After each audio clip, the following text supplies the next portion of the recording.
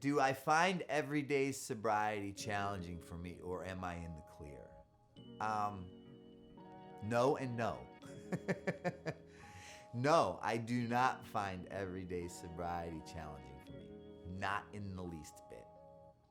And I guess I'll answer one at a time. At 38 years old, I found myself at a position that I just could not understand how I ended up in. Because I was this kid who had these goals, I had these dreams, I had these ambitions, and I was gonna be somebody. This one's real easy.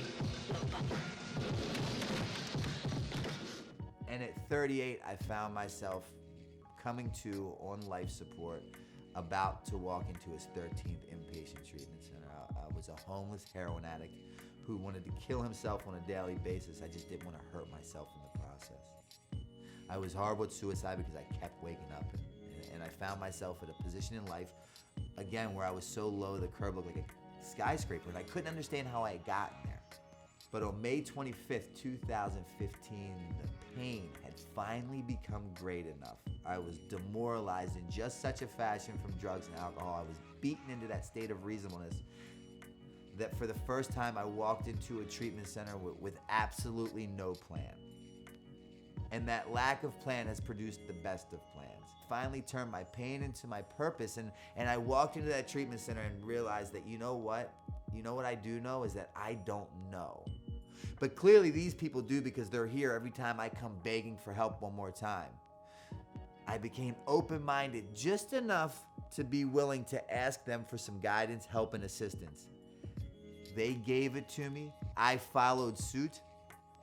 And I've snowball affected into the position that you see me here today in. The only reason why I got to where I'm at today and my sobriety is so strong and I'm not tempted on a daily basis, or for forever for that matter, the thought of a drink or a drug does not cross my mind, is simply because I was in just so much pain that I reached my hand out and I asked for help.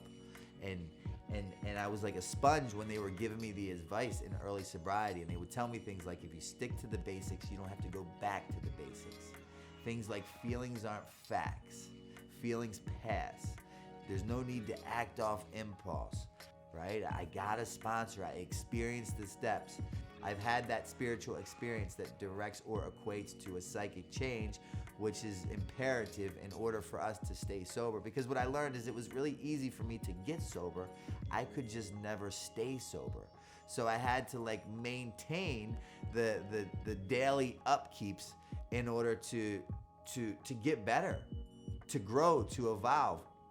And the coolest thing happened is that now, coming up on 6 years of sobriety, I've been blessed with the ability to have such a beautiful life that I now believe that the life that I have today is so much more desirable than the thought of picking up a drink or a drug.